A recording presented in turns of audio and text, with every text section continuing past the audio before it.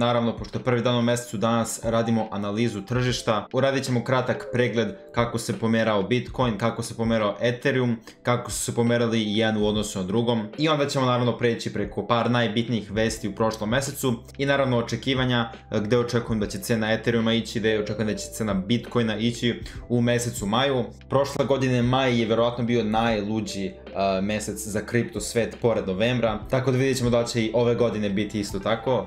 Ako želite da pratite sve vesti vezane za kripto, NFT-eve i blockchain i Web3, posjetite naš sajt blockformer.com, linkovi će biti u deskripciji.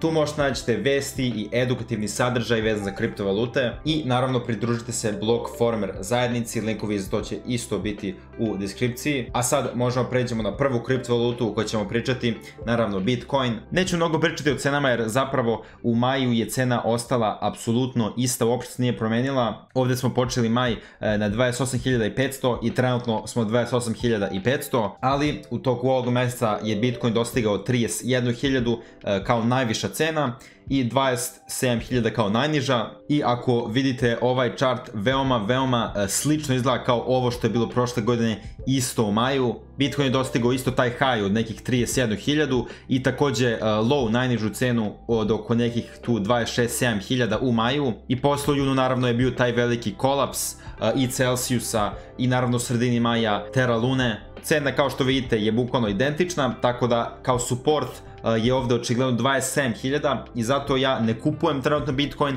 čekam da dođe do nekih tih 27.000, tu mi stoje orderi. Tako da za očekivanja za Bitcoin mi iskreno mora da samo čekamo da vidimo kuda će cena ići u narednih par dana, par nedelja. Pošto 31.000 jeste taj da kažemo neki veći resistance, ako prođe 31.000 i dođe negde oko 32-3.000, onda može se očekuje da Bitcoin ode i više.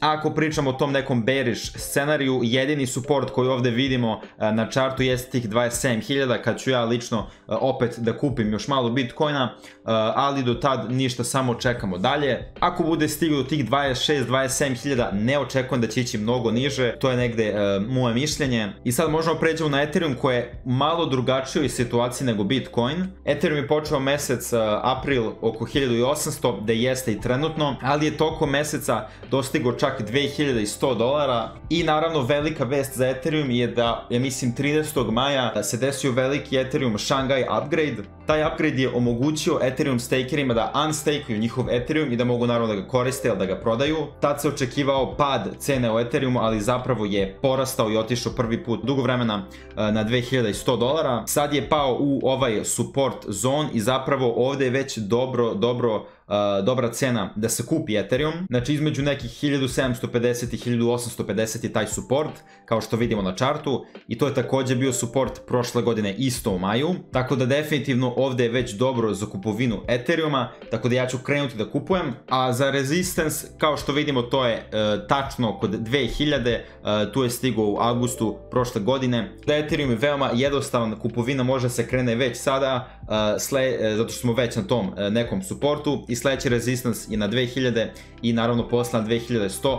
Ako uspije da pređe 2100, iće naravno mnogo više. Za Ethereum zapravo očekujem veći rast od Bitcoina i to je zbog ovog charta ovdje. Veoma poznat chart u kripto svetu, to je Ethereum Bitcoin chart koji nam prikazuje odnos između Bitcoina i Ethereuma, koji je jači, koji je slabiji. Ali evo, kao što vidimo ovdje, zapravo neka dobra zona za kupovinu, tu negde oko nekih 0.06 i 0.065. Evo, dva puta je već ispao iz te support zone u martu i ovaj chart nam kaže da je Ethereum bolji trenutno buy od Bitcoina. Ako gledamo neki taj tehnički aspekt, tehničkom analizom, očekujem da će Ethereum bolje proći nego Bitcoina, tako da trenutno kupujem Ethereum po ovim cenama. $1.800 je dobra cena za Ethereum za kupovinu sada, pogotovo kada je ETH BTC chart na 0.065. Za Bitcoin, kao što sam rekao, čeka se 26-27.000 da bi se ti sljedeći buy orderi filovali, da bi kupio još Bitcoina. Altcoinove ne istražujem mnogo, zato što